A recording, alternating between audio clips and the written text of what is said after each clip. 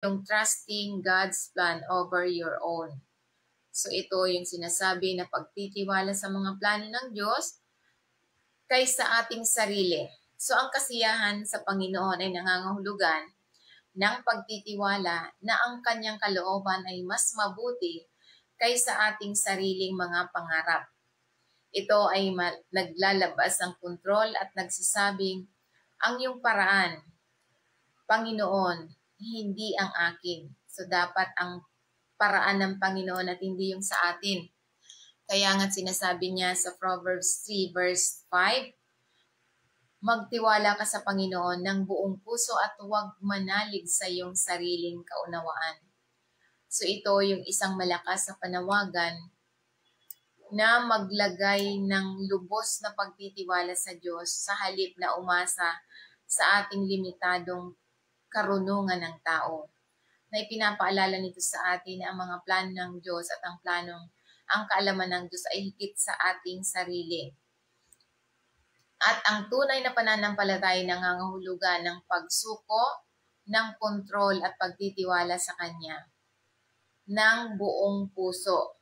So kaya nga sinasabi niya, commit your ways to the Lord, trust also in Him, and He shall bring it to pass. So ibig sabihin, kapag ihahabili natin ang ating mga lakad sa Panginoon, magtitiwala tayo sa Kanya at gagawin niya ito. So kung tayo'y inihahabili natin, magtiwala tayo, ang Diyos na ang gagawa sa atin. So kaya nga't ito'y sinasabi sa banal na kasulatan na ito'y hinihikayat tayo ng ipagkatiwala ang ating mga plano sa Diyos, ang ating mga landas sa Diyos, na inilalagay ang ating pagtitiwala sa Kanya. So kapag ginawa natin ito, nangako ang Diyos na tutuparin ang Kanyang mga layunin at isa sa katuparan ang kalalabasan ayon sa kalooban niya. Na ito'y isang makapangyarihang paalala na ng pagsuko, pananampalataya, at banal na patnubay. So kaya nga tulad na lamang sa halimbawa ng ating Panginoon Kristo, siya mismo tulad ng sinasabi sa Biblia na ito yung ipinagkatiwala, mababasa natin yan sa natutuwa ang Panginoon Kristo sa paggawa ng kalooban ng Ama.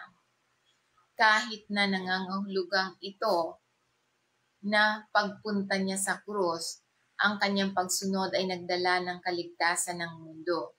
So kahit na ang Panginoon Kristo ay namatay para sa atin, na ito yung sinasabi na sinunod niya ang kalooban ng Diyos.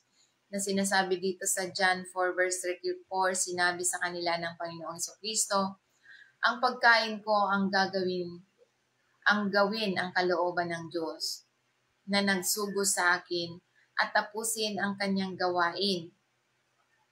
So ito yung inilalarawan ng Panginoon Kristo, ang kanyang pinakamalalim na kabuhayan. Hindi pisikal na pagkain, kundi ang katuparan na nagmumula sa pagsunod sa kalooban ng Diyos at pagkakompleto ng misyon na ibinibigay sa Kanya. Ito ay nagpapakita kung paano ang layunin at pagsunod sa plano ng Diyos ay nagpapalusog sa kaluluwa ng higit sa ano paman.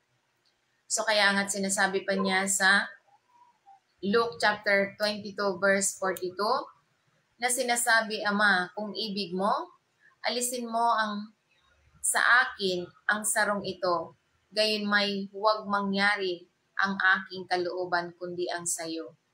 So kaya ito'y sinasabi na kumukuha ang Panginoon Kristo sa panalangin bago siya aristuhin, na nagpapahayag ng tapat na pagnanais na maiwasan ang pagdurusa, na alisin ang kupang ito, ngunit ganap na nagpapasakop sa kalooban ng Diyos.